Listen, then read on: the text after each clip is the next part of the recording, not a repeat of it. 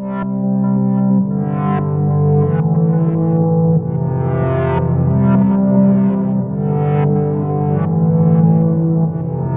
hold up, I got something to say. Talking outside of their necks, you know, but this is a citizen project saying this is a new report that they gave in regards to the color of justice, racial and ethnic disparities in the states. Minnesota being one of the states that they talk about with these disparities.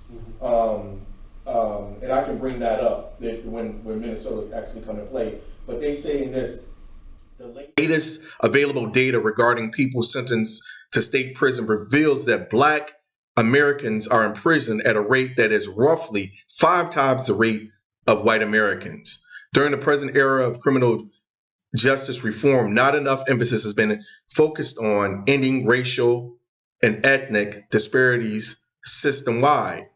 This is so funny, not because it's new, they know it. Look at the numbers don't lie, but the fact of the matter is 5 times African Americans are 5 times more likely, or 5 times we're disproportionately represented in the prison system. But when it comes to colleges, the statistics don't exist. When it comes to employment, the statistics don't exist. You can play with our criminal records as much as you want and say that's the reasons why. And I can say the reason why they give us criminal records is for this. The reason I point that out, because it goes on a little bit further down. It says imprisonment also reduces lifetime earnings and negatively affects life outcomes among children of incarcerated parents. So they know exactly what they're doing when they do it.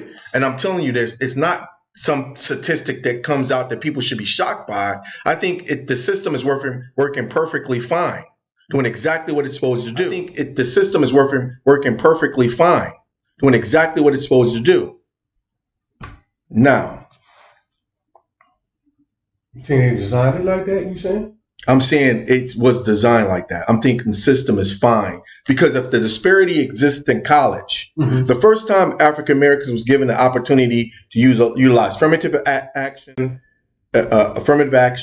as a way to level the playing field, you had individuals who were Caucasian complaining that affirmative action should not be used. Why these motherfuckers not using affirmative action to get their asses in prison? Like, oh, there's too many Black people in prison.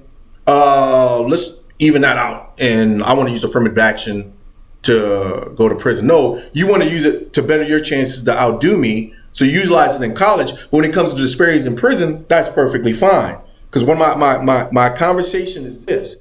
If the disparity exists in college, that it exists in prison, there will be some Caucasian complaining about it and wanting to level out the field. Nobody's complaining about this shit. Right. Nobody gives a fuck about these statistics. Right. And they've been like that forever. Everybody's known that there's a disproportionate amount of African Americans in state prisons. And it goes Latino brothers the same way. The number goes to Latino brothers. And the funny part about the matter is Minnesota is one of the states. Minnesota. How the hell Minnesota makes the list? This great place for people to come exist. Minnesota is on there. When it comes to disparities and incarceration and recidivism and all types of shit, they make the board. So I you know what I'm saying? If you want this podcast to stop, I got something to say. You might want to keep me from having something to say. And you can't. As long as I can bring shit like this up, I'm gonna be on the mic. You can't stop this. Right. You know what I'm saying? Right. That's all good. That's all I got to say. That ain't all you got.